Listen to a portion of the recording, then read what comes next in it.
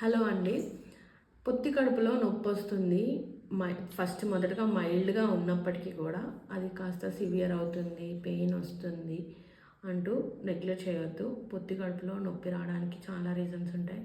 పొత్తి కడుపులో నొప్పితో పాటు వాంతులు అవ్వడము, ఇంకా ఆ నొప్పి భరించకుండా అది కడుపంతా కూడా వ్యాపించడంలా ఉన్నప్పుడు నెగ్లెక్ట్ చేయకండి. కంపల్సరీగా మీరు దగ్గరలో ఉన్న డాక్టర్ని కన్సల్ట్ అవ్వండి.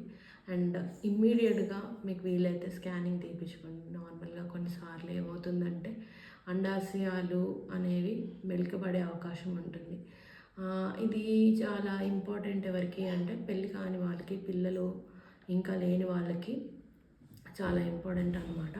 సో ఏంటంటే అండాశయం కనుక మెలికబడితే దాని టైంని బట్టి ఆ అండాశయం అంతా పాడైపోద్ది అనమాట. అది ఇంకా ఇష్కీమియా అంటే దానికి ఇష్కీమియా వచ్చి బ్లడ్ సప్లై ఆగిపోయి ఆ అండాశయం అంతా పాడైపోతుంది.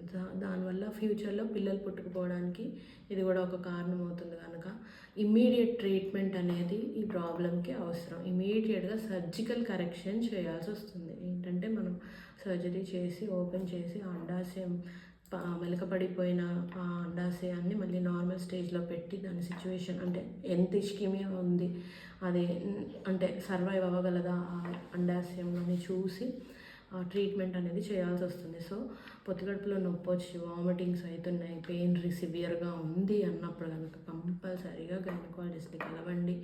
రీసెంట్గా ఇలాగే ఒక ప్రాబ్లంతో బాధపడుతూ నా దగ్గరకు వచ్చిన పేషెంట్ తన అండాశయాన్ని తను చేసిన డిలే వల్ల తన అండాశయాన్ని కోల్పోవాల్సి వచ్చింది. సో అర్లీగా ట్రీట్మెంట్ చేయడం ద్వారా ఏంటంటే ఈ ప్రాబ్లం నుంచి చాలా వరకు తప్పించుకోవడానికి అవకాశం ఉంటుంది, సొల్యూషన్ దొరుకుతుంది. Thank you for watching.